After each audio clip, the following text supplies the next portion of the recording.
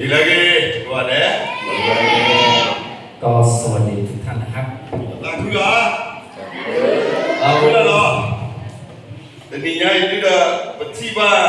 tani tahu di pada kesayuan hibuan. No, waktu kita tak lagi mah, jauh betul bisa betul kita kedua mah. Oh, no. ก็วันนี้ก็เป็นการชื่นชมยินดีและเราก็มีความสุข Di tu dah pernah tanpa pada kota ini lagi keluar loh. เช่นเดียวกันนะครับเราได้ยินเราได้ฟังเรื่องราวของเป็นวันเด็กสากลนะครับ Oh, dah tak tahu, tak penyu. มีเป้าหมายต่างๆมากมายนะครับ Tetapi di tempat di tu dah tak ketinot dua thok kota tempat di kripo asuk. ประการแรกก็คือเพื่อที่นำเด็กๆเหล่านี้เพื่อที่จะเป็นการเติบโตในทางของพระเจ้านั่นเอง Kita tidak tak hidup nol, tak hidup tu letak tempat suposa tempat oh. ประการที่สองคือการเรียนรู้หรือแบ่งปันพระวจนะของพระเจ้าในปึกฝังในพระวจนะของพระเจ้านั่นเอง Tetapi tidak di tu dah tu pun cuma kehat tu nak kau basu tak bayu atau bupati tidak wadah nol ni kehat tu nol bayi terdunia ini dah pun kebatan relong mana kehat tu gerak gerak ubaji. จุดประสงค์ประการที่สามก็คือเข้ามาก็คือมีพ่อแม่หลายท่านครับก็ไม่ถึงบทครับแต่ก็วันอาทิตย์ก็เพื่อที่เป็นวันเด็กก็เพื่อให้พ่อแม่เหล่านั้นมาร่วมกิจกรรมร่วมกันกับลูกๆของเขานะครับ Lui di tidak datang ke bisnis nak kau ke mupa tak ke bisnis nak kau ke kosa sih pasti kau dah berarti kau dah muda datang ke tayar kita ukur buka kemudian และประการที่สี่ก็คือเพื่อให้ระลึกถึงเด็กเหล่านี้หรือเด็กเหล่านี้ในการหน้าที่ของเขาในการรับใช้พระเจ้าเช่นเดียวกัน Kalau dia tidak datang ke bisnis nak ke mupa tu kisah apa tempat lekoli tempat metal itu gitu hendak saya buat itu และประการที่ห้าก็คือให้ระลึกถึงครับให้พ่อแม่ระลึกถึงว่าลูกหลานของเรานั้นเป็นพระพรมาจากพระเจ้านั่นเอง Ada tidak le pada batu depan lo sesuatu le kota depan kau lo และประการสุดท้ายนะครับก็เพื่อที่เราจะอธิษฐานเพื่อลูกหลานของเราเป็นพิเศษ Buku depan dia tadinya cuma hidup mah bukan และเราก็ได้เห็นภาพที่สวยงามสำหรับลูกๆของเรานะครับ Di terang-terang itu lo, berarti tu dah kita tak lah boleh pakai lah lo mah tadinya itu kerana tak pun no. และเขาก็ได้ทำดังที่ครูได้สอนเขาก็ได้ให้เกียรติพระเจ้าได้ไว้เกียรติพระเจ้าอย่างสวยงามในสิ่งที่สำคัญคือมีขนมรอมากมายนะ Jadi bahaya berbaku tu pun dah no. ก็บอกเด็กๆนะครับก็มีขนมมากมายนะครับวันนี้ครับ Kami baku tak nak berbudi no. ก็เช่นเดียวกันครับถ้าได้กินขนมแล้วอย่าลืมประจานนะครับ Lihat tadinya ini no. Mesti kau tak tadi lo berdua kita tak kira kita lagi saya bagi tadi tak sesuatu oke lo baca lo. ก็เช่นเดียวกันนะครับเพราะฉะนั้นวันนี้ที่เราอาจารย์จะแบ่งก็คือตามที่ได้อ่านไว้นะครับ No pasti ni, betul ke lo oke lo betul. No sesuatu lo baca kita bawa. ก็เราได้เห็นนะครับพระวจนะที่ปรากฏให้เราในวันนี้นะครับ Tapi putra timpan depet, putra bunyi wei, udah tak tuku saku. และเด็กๆเหล่านั้นในวันเด็กแห่งชาติวันเด็กนะครับเขาก็จะมีพระคุณและปิติยินดี Jodoh timpan letak putra balon ni. อย่างเช่นกันก็ขอนำต้นไม้หรือเป็นสิ่งเป็นประดับต่างๆมาในโบสถ์นะครับ Wei tak putra balon dah tuku saku tu kita jumpa bunyi wei di sekolah, dewe. เช่นเดียวกันก็เต็มล้นด้วยกับปิติยินดีหรือว่ามีความสุขนั่นเอง Dah tak di sekolah pada pamata pun bunyi dah, mewah mimpi. Dah pada apa penuh sekolah ni dah, pun bunyi, dewe. ก็เช่นเดียวกันก็อาทิตย์นี้ก็เป็นการรายงานในชาติเหมือนกันนะครับดังนั้นเป็นสัญลักษณ์คือเป็นวันแห่งดอกไม้เช่นเดียวกันครับ Seninya mesti kau pun dilepas dunia babu yang kau tu susah, kita tadi tak boleh jual hiba, lalu pun pati depan ni loh. ดังนั้นวันนี้ก็เช่นเดียวกันเราลึกถึงและเราจะได้รับพรจากที่ลูกหลานของเรานั้นที่พระเจ้าทรงอวยพรลูกหลานของเรา Sesuatu kita le, keturunan di mana uli. เพราะว่าชนะของพระเจ้าส่งก่อนก็เราได้ยินแล้วนะครับ Di มาเตกิจิเยนเตปากว่าหรือปากกันดอกว่าสิ ก็เช่นเดียวกันมัทธิวบทที่ 25 กล่าวเกี่ยวกับผู้เล็กน้อยนะครับ ว่าที่พิจารณามากกว่าสิที่พาเลยว่าดอกพิจารณาภาษีก็ยาบ้า ก็เช่นเดียวกันถ้าเราไม่ได้ทำสิ่งเล็กน้อยสำหรับผู้เล็กน้อยนะครับท่านก็ไม่ได้ท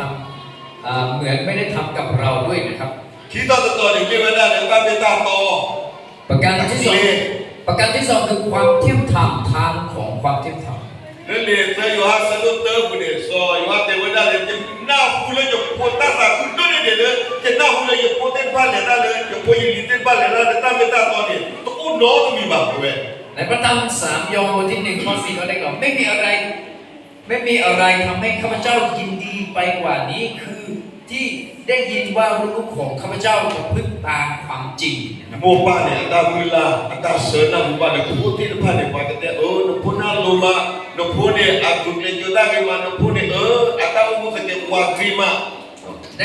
ฐานะที่เราเป็นพ่อแม่เราก็อยากจะยินสิ่งต่างๆที่เขาชื่นชมลูกของเราไม่ว่าจะเป็นคนเก่งไม่ว่าจะเป็นเป็นลูกดีเป็นเด็กดีของพ่อแม่นะครับนั่นคือสิ่งที่เราหวัง คนตันนี่ยายเนี่ยปกติเราตาเกนี่เทเวว่าอาศิสุตาเมตาโต ดังนั้นสิ่งวันนี้ครับเพราะว่าประการแรกที่เราจะมาเรียนนะครับสิ่งเล็กน้อยสู่ความชอบธรรม betul ni ni pada pokok lain iniว่าอาศิสุตาเมตาโต ครับสิ่งพูดเล็กน้อยสู่ความชอบธรรมนะครับ แกคุณได้บอกกันยาวตลอดแกเป็นแต่ตัวดีตันนี่ยายเนี่ยปตาเกเทว่าว่าจะเลย Wasisu tamitato ว่าอาศิสุตาเมตาโตเนาะเติร์ดที่นี่ว่าอาศิ ประการแรกก็คือพูดเล็กน้อยนะครับ ดีเลยว่าแต่กิจเยอะสมองลุชิเยอะปากลาเวลตัวนี้ผสมกันหมดเนี่ยอาบน้ำเนี่ยว่าอาศิเนี่ยไม่ว่าพ่อพ่อยาพ่อหรอก ดังนั้นในพระธรรมพระวจนะ25 ข้อ 45 ครับได้กล่าวไว้แก่ผู้เล็กน้อยครับบางครั้งเราคิดว่าผู้เล็กน้อยคือคนยากจน เราไม่ได้ว่าพ่อพ่อยาพ่อพ่อที่สาบาซาที่กพาเนาะเป็นชุกหมดนี่หรอ คิดหลายครั้งนะเป็นผู้ยากจนหรือว่าผู้ที่มีกำลังเล็กน้อยนะครับ บลเลมาเซโอบลเลฮิอีบาโอ เราไปช่วยเหลือเราไปสนับสนุนเขา ไปอีเทอร์กว่าทเวโอ และดูแลนะครับ รักษาชีวิตอัมมาโลนั่นเนี่ย เพราะพระเยซูคริสต์ทรงสั่ง อัตบายครับ แล้วก็มี อัตบายอ่ะ สิ่งที่ก็ไม่ถูกต้องเลยครับ อับบา ก็เป็นสิ่งที่ถูกครับ นักกินแล้วนี่ยาอีเด็กรักษาชีวิตอันดูว่าตาดูนี่อันนี้สิก่อนหัวแล้วอาศิลป์อับปุกดอกว่า แต่วันนี้พระเยซูคริสต์ต้องการให้เราสิ่งที่สำคัญครับผู้เล็กน้อยที่สำคัญที่เกี่ยวข้องกับเรานั่นเอง ว่าได้สิอับปุกเตอร์ดอกว่านี่มันตึงราที่พาเลย และผู้เล็กน้อยที่เกี่ยวข้องกับเรานั้นเป็นผู้ใด ไม่ว่าน่าโพสิลิสิที่พาอี ก็คือลูกหลานของเรานะครับนั่นเอง อัตตาอูเนี่ยเราสร้างกันมาดูมา ชีวิตการใช้ชีวิตดำเนินชีวิตนั้นเป็นที่น่าสงสารนะครับ อัตตาอูเนี่ยเราต้องเราสร้างตัวมา และชีวิตของเรานี้ก็คือเราต้องทนุถนอมครับ di pesagi nyawa popo ya popo me popo ke do pemasa tu pochi bichi ni ba ne ko ti tahu mu ni besomo wa ก็เช่นเดียวกันสิ่งที่เราช่วยเหลือผู้น้อยไม่ว่าคนยากจนหรือว่าคนยากลำบากครับเราคิดกลับกันครับลูกหลานของเราเป็นอย่างไรนะครับ bi ko da ka sai shi pe si be da tu lo awe ni ni mi pa si do ta na pu di ta ดังที่พระเยซูได้กล่าวไว้ผู้เล็กน้อยเหล่านี้เขาเป็นผู้เล็กนะครับแต่เขาไม่รู้ลึกเกี่ยวกับโลกใบนี้นะครับ tahu mu le ka ba ma we ni le ta si nya we ba ชีวิตเป็นกันนั้นต้องใช้อะไรเขาไม่รู้นะครับ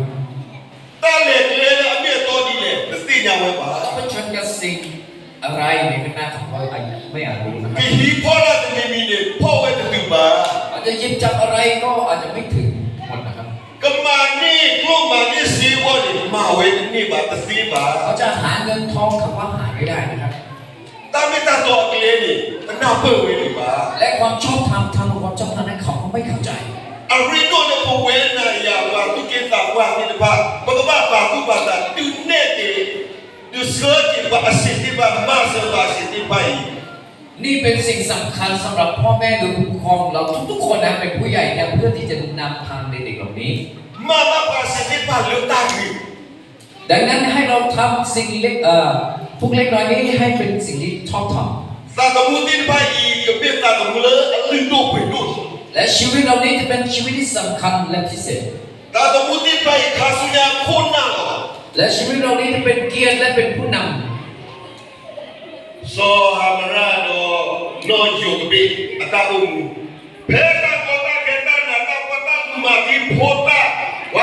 าอีพิโปอโพลีอัสซักตอนีเอาไว้ที่กูต้องพาเราปากกูดูเอโพกว่าสอสวยละเว้ยโพกว่าสมุนจี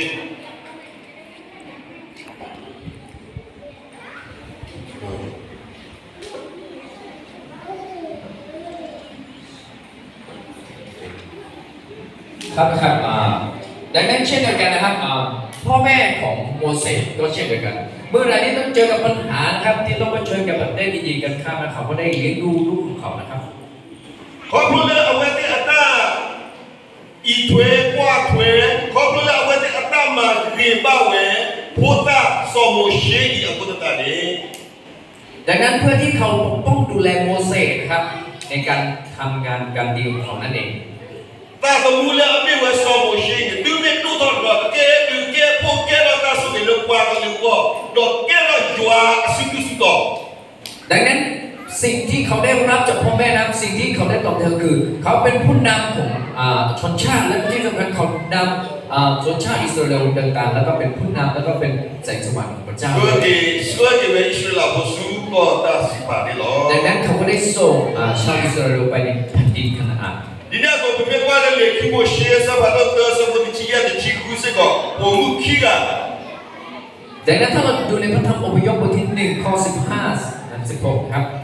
No sibra no buah, wakira ini bukan aku apa. นะครับหญิงสองท่านนั้นได้แก่ที่ก็คือชิลาและอีกคนหนึ่งก็คือบูฮาครับเป็นคนที่ทำคลอดนะครับทำคลอดชาวฮิบรูครับ Sebab hilang tak keliru, baik people bumi mula apa kuat ni mati di. ดังนั้นกษัตริย์อียิปต์ก็ได้มีคำสั่งผู้ใดที่คลอดลูกเป็นบุตรชายก็ให้ฆ่าทิ้งเสีย Pasal mula apa pun ni babu ni. แต่ถ้าเป็นผู้หญิงก็ให้รอดครับ Wakira ini peliswa. แต่ท่านนางสองท่านนี้ก็ได้เกรงกลัวพระเจ้านั่นเอง Mana tu mah? เขาไม่กล้าท Amenya ni awak ni itwe kuat itwe jewe pota tipai. ำและที่สำคัญเขากลับดูแลเด็กๆเหล่านี้ Kita ni dah berkuat kita wenda umum ini. Kesai bapa wenda ni bukan bapa asyik tipai lutak ni. ดังนั้นชีวิตของเราก็เช่นเดียวกันพระเจ้าต้องการให้เราทำสิ่งเล็กน้อยหรือเด็กเหล่านี้ในทาง